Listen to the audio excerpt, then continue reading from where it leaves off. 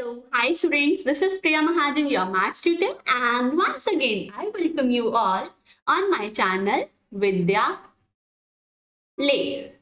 Okay and ये students, जैसे कि आपको पता है कि लास्ट वाली वीडियो में हमने बहुत ही इंटरेस्टिंगली, बहुत ही मैंने वंडरफुल से आपको ट्रिक बताई थी कैसे हम ट्रिग्नोमेट्रिक रेशियोज लर्न कर सकते हैं अलग अलग एंगल्स की, राइट।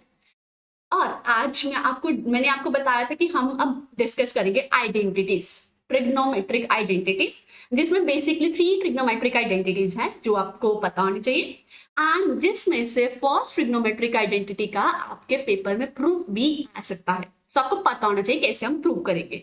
सो सबसे पहले देखते हैं कि कौन कौन सी है trigonometric ratios. So coming to the first trigonometric ratio, वो कौन, identity, not ratio, identity. So first वाली कौन सी, sine square A plus cos square A is equals to 1, जो कि बहुत ही ज्यादा कॉमनली यूज होने वाली आइडेंटिटी है। मोस्टली क्वेश्चंस में यूज करते हैं हम ये वाली आइडेंटिटी। अब यहां से जब मुझे पता है sign square A plus cos square ए 1 है, तो साइन स्क्वायर ए की वैल्यू करेंगे फाइंड, तो क्या आएगी 1 माइनस कॉस स्क्वायर ए, और कॉस स्क्वायर ए की वैल्यू क्या बन जाएगी 1 माइनस साइन स्क्वायर ए। सिमिलरली सीकेंड स्क्वायर ए माइनस टैन स्क्वायर ए, ये है 1। सीकेंड स्क्वायर ए फाइंड करना, तो वो क्या बन जाएगा 1 प्लस टैन स्क्वायर ए, और टैन स्क्वायर ए फाइंड करेंगे तो वो क्या आएगी 1 माइनस सीकेंड स्क्वायर ए। ठीक है, ये थी फर्स्ट वाली, ये है सेकेंड, एंड मेनली ये है थर्ड। कोसेकेंड स्क्वायर है माइनस कॉट स्क्वायर है, साइन कॉस आपस में रिलेटेड है, secant tan and cosecant cot. Okay, cosecant square है minus cot square is equals to 1, और cosecant square is equals to 1 plus cot square. यहाँ पर cot square की वैल्यू निकाले तो क्या आएगी कोसेकेंड स्क्वायर माइनस 1। अब जब स्टूडेंट्स आपको पता है, जब आपके पास ये आपको आइडेंटिटी याद है कि sign square A plus cos square A, theta और ए कुछ भी ले के चले 1 है, तो हम बाकी दोनों फाइंड कर सकते हैं। कैसे, अगर देखो मैं इसको थ्रू आउट 1 से कॉस से डिवाइड कर रही हूँ, कॉस स्क्वायर से मैंने डिवाइड करा throughout cos square theta से, तो साइन बाय कॉस क्या बन गया tan, so sine square by cos square is equal to tan square theta. Cos by cos क्या बन गया 1, यहाँ से 1 बाय कॉस क्या बन गया सीकेंड स्क्वायर थीटा। सो यहाँ से आगे मेरे पास टैन सीकेंड स्क्वायर थीटा क्या आ गया 1 plus tan square theta, right. Yes, so और मैं कहूँ कि secant square theta minus tan square theta इसके कुल आ गया 1 के, जो कि मेरे पास सेकेंड वाली आइडेंटिटी थी। ठीक है, अब अगर मैं इसी को डिवाइड करूं, किससे डिवाइड करूं, साइन के साथ, तो रेशियो थी मेरे पास, फर्स्ट वाली आइडेंटिटी थी sine square plus cos square theta is equals to 1। इस बार मैं इसको डिवाइड कर रही हूँ साइन स्क्वायर के साथ, तो देखो क्या बनेगा,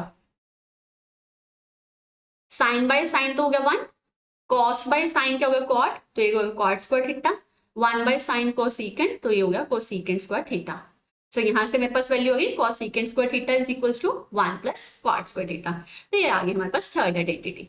तो ये क्लियर हो गया कैसे हम फाइंड कर सकते हैं। हमें भी लर्न करें फर्स्ट वाली कि sign square plus cos square क्या है 1। अब हमें इसका प्रूफ, मैंने आपको बताया था फर्स्ट वाली आइडेंटिटी का प्रूफ बहुत ही इंपॉर्टेंट है, पता होना चाहिए कैसे करेंगे find. So let's see how we are going to prove the first identity. So सबसे पहले तो हमें पता है राइट एंगल ट्राइंगल लेंगे।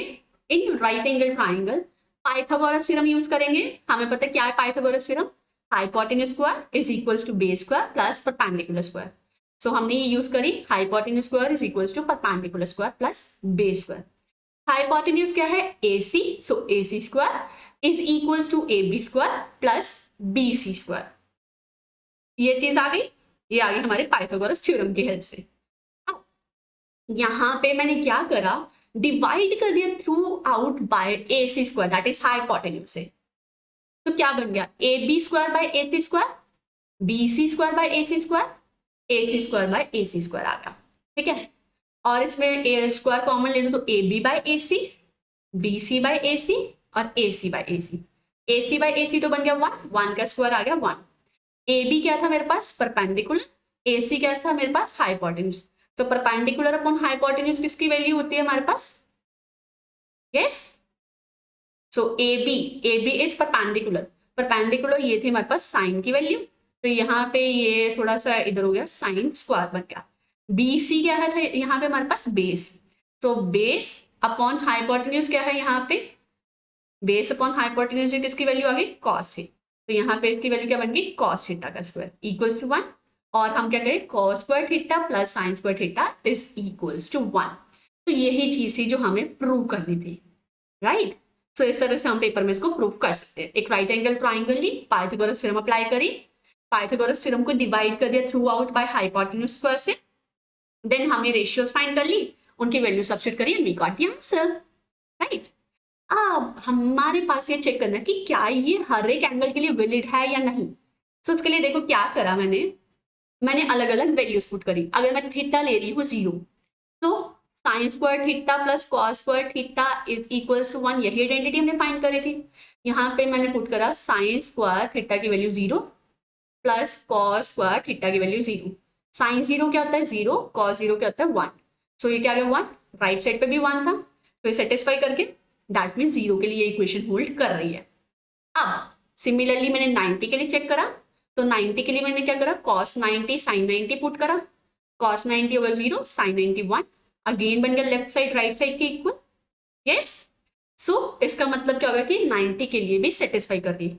अब मिनिमम एंगल के लिए सेटिस्फाई कर रही है, मैक्सिमम के लिए सेटिस्फाई कर रही है। सो इसका मतलब क्या होगा, sign square theta plus cos square theta satisfy कर रही है for all angles between 0 to 90 including 0 and 90, that is theta greater than equals to 0 less than equals to 90।